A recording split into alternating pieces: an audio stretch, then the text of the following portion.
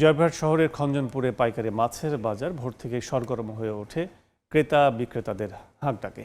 এই মুহূর্তে চলে যাচ্ছি সহকর্মী শহীদুল ইসলাম সবুজের কাছে। আমরা এখন অবস্থান করছি জয়পুরহাট শহরের ঐতিহ্যবাহী খঞ্জনপুরের মাছের আড়তে। এটি মূলত পাইকারি মাছের আড়ত হিসেবে পরিচিত। এই এই আড়তে আপনারা যেমনটি বলছিলেন যে ভোর হলেই বিভিন্ন জায়গা থেকে বিভিন্ন প্রজাতির মাছ এসে আহ আহ উপচে পড়া ভিড়ে হয়ে থাকে। মূলত এই মাছের আড়তটি জয়পুরহাট শহর থেকে মোটামুটি 1 কিলোমিটার দূরে।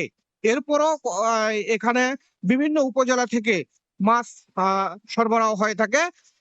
সকাল থেকে আমরা যেটি দেখছি এখানে দূর দূরান্ত থেকে মাছের যে অবস্থা, সেই মাছগুলো এখানে নিয়ে এসেছে পাইকাররা। তারা সর্বশেষ অবস্থায় শুক্রবার আসলে শুক্রবার সপ্তাহের ছুটির দিন হওয়ায় আজ মাছ অনেকটাই আড়তে সয়লাভ হয়ে গেছে। এখানে ব্যবসায়ীদের উচ্চ করা ভিড় লক্ষ্য করা যাচ্ছে। এছাড়াও আজকে বাজারে মাছের সরবরাহ বেশ লক্ষণীয়।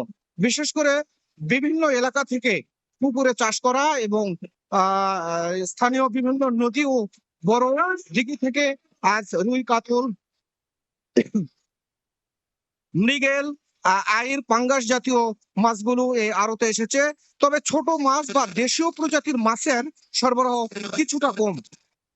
এবার যদি একটু দরদামের দিকে আসি, বিক্রেতারা জানাচ্ছেন সরবরাহ ভালো থাকায় মাছের দাম কিছুটা স্বাভাবিক। বড় সাইজের রুই 270 থেকে 280 টাকা দরে বিক্রি হচ্ছে। কাতলা মাছ প্রতি কেজি বিক্রি হচ্ছে 290 থেকে 300 টাকা দরে। আর মাঝারি সাইজের কাঠ জাতীয় মাছ 220 থেকে 230 টাকা দরে বিক্রি হচ্ছে।